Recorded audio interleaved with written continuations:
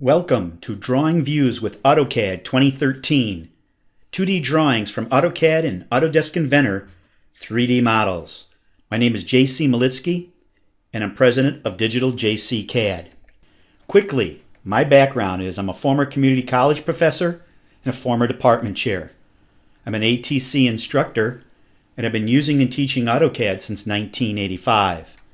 I'm co-author of several AutoCAD textbooks, and I'm an Autodesk certified instructor.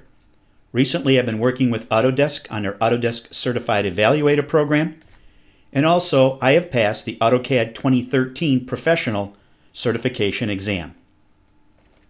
Our goal today is to create drawing views from AutoCAD and Inventor 3D models.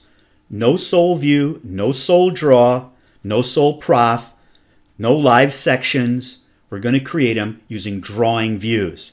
We're also going to create an undocumented feature, which I call auxiliary views.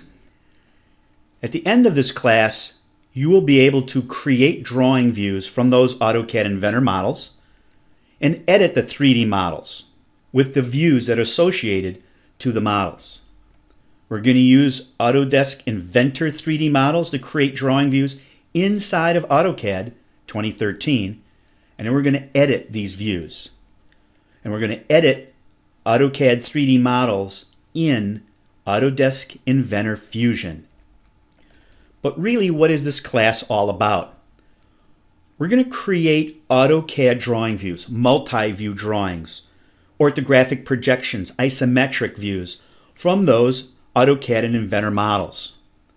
We're also going to create sectional views. That's new to AutoCAD 2013. And we're going to edit AutoCAD and Inventor 3D models, which will update the AutoCAD drawing views. And we will export the layout with drawing views into model space. And last, we're going to edit those 3D models inside of Autodesk Inventor Fusion. So let's get started with our first module. And our goal of our first module is to set some tools. And I do call your attention to the polar tracking set to 90 degrees. That's what we want to turn on. And also our object snaps from endpoint, midpoint, center, and intersection.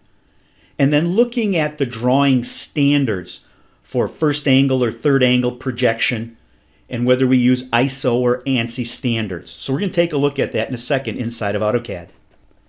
So again, first angle projection versus third angle projection.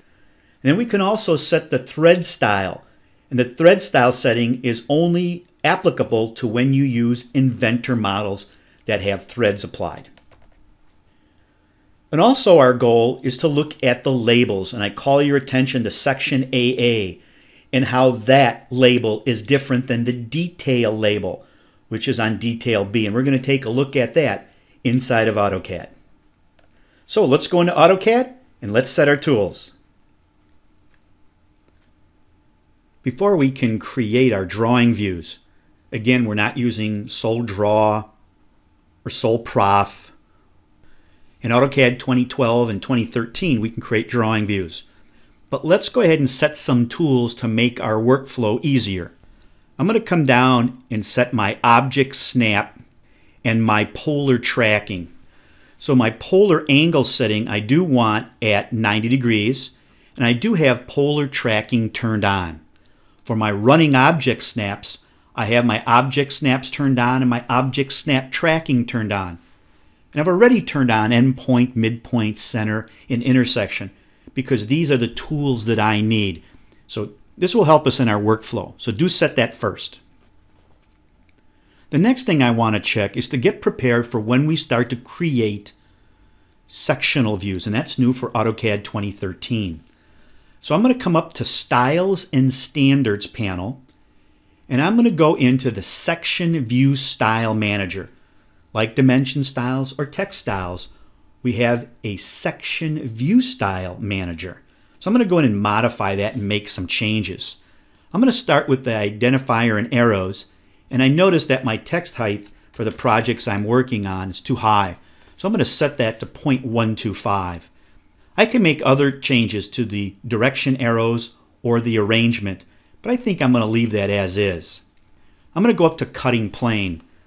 Now in some cases in AutoCAD Help you'll see the term cutting plane being used as section line, but we want to use the correct drafting term called cutting plane as it is in this dialog box.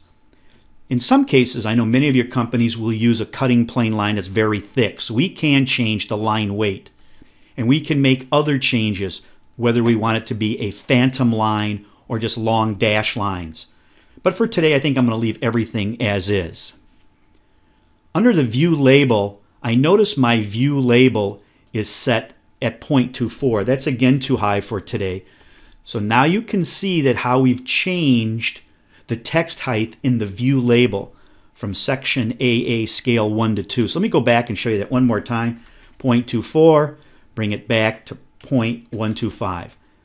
So now we've created this section view style for what we want to use. So that's set. The other thing that I can go into is our detail view style manager. And on the detail view style manager, it's the same thing. We can change many of the parameters in this dialog box as we would in any other styles dialog box. But for today, I'm going to leave as is. So let's see some of the changes. I'm going to go to my layout, and when I look at my layout, I do want to call your attention to detail B and section AA. So you can see the styles are different. I've also started a dimension in paper space, and we can create views isometrically that are shaded or in wireframe. So we're going to take a look at all of these different methods and ways to create multi-views, orthographic views, isometric views, and sectional views in AutoCAD and in Autodesk Inventor. So let's get started.